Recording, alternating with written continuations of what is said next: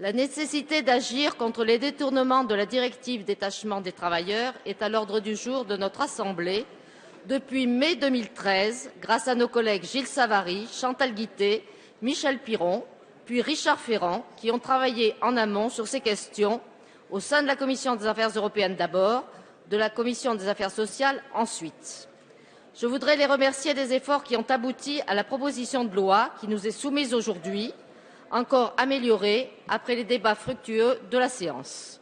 Nous avons tous, chers collègues, une multitude d'exemples dans nos circonscriptions de dumping social et de concurrence déloyale à l'égard des entreprises qui respectent le droit des travailleurs et assurent des conditions correctes de rémunération, d'hébergement, de temps de repos. Non seulement les fraudeurs ont organisé l'exploitation de nouveaux damnés de la terre, mais ils ont aussi lourdement pénalisé nombre d'artisans, d'agriculteurs, de PME. Vous avez, Monsieur le ministre du Travail, vous avez, Madame la ministre, porté ces questions au sein de l'Union avec détermination. Nous pouvons aujourd'hui les mettre en œuvre de manière ambitieuse au niveau national et c'est une étape essentielle. Disons-le simplement, les entreprises qui respectent le droit du travail seront mieux reconnues. En revanche, les fraudeurs seront punis.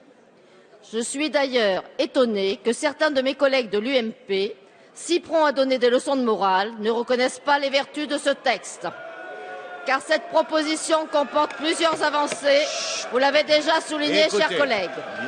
Je me contenterai de rappeler les plus importantes. S'il vous plaît. D'abord, le principe de responsabilité solidaire permettra de poursuivre un donneur d'ordre pour des fraudes au détachement d'un des sous-traitants, et ce, quel que soit son secteur d'activité. Ensuite, un syndicat ou une association pourront aller en justice, mesure utile, lorsque les salariés n'osent pas ou n'ont pas les moyens de s'organiser. Puis la liste des entreprises fraudeuses sera rendue publique. Enfin, une vigilance particulière sera portée sur les conditions de travail dans le transport routier, un secteur parmi les plus touchés. La France se dote ainsi d'outils efficaces pour protéger le droit du travail et lutter contre le dumping social. J'espère qu'elle sera pilote aussi pour élargir géographiquement ce principe de responsabilité.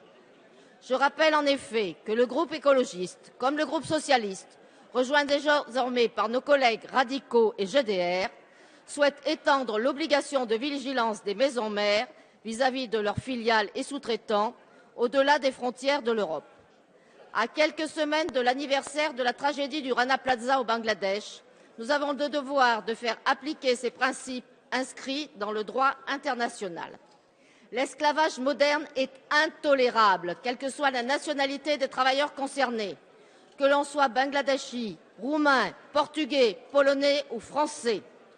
On a droit à un revenu qui permette de vivre en toute dignité. La proposition de loi qui nous occupe aujourd'hui marque donc une étape importante. Il ne sera plus possible de faire du droit du travail et des conditions de sécurité comme sur le chantier de l'EPR à Flamanville. Il ne sera plus possible de payer des ouvriers 2,86 € de l'heure tout en leur retirant 80 € pour les loger dans des algécos comme au Carré Jaune à Clermont-Ferrand. Cette fois, cela montre notre solidarité. Cela montre que l'Union peut avancer, qu'elle peut prendre enfin un tournant social. Car en mettant en œuvre des moyens robustes de lutte contre la fraude, il nous faut aussi garder en perspective la nécessité de réduire les écarts de revenus que l'on constate aujourd'hui en Europe. Quelle sera l'Union de demain? Un amalgame de bastions repliés sur eux-mêmes, un conglomérat libéral, une union de pays solidaires, une union qui dépasse les égoïsmes nationaux, une union autant sociale qu'économique. Nous, écologistes, disons oui à une telle Europe, oui à l'impératif de justice sociale, pour ne plus être inféodés aux diktats de l'austérité, une Europe à même de faire face aux défis de la transition énergétique, créatrice d'emplois et de bien vivre. D'ici là, espérons que les négociations au niveau européen sur le détachement des travailleurs pourront aboutir, mais lorsque l'urgence le dicte, nous avons le devoir, au niveau national, de prendre des mesures législatives qui s'imposent pour faire reculer l'injustice sociale.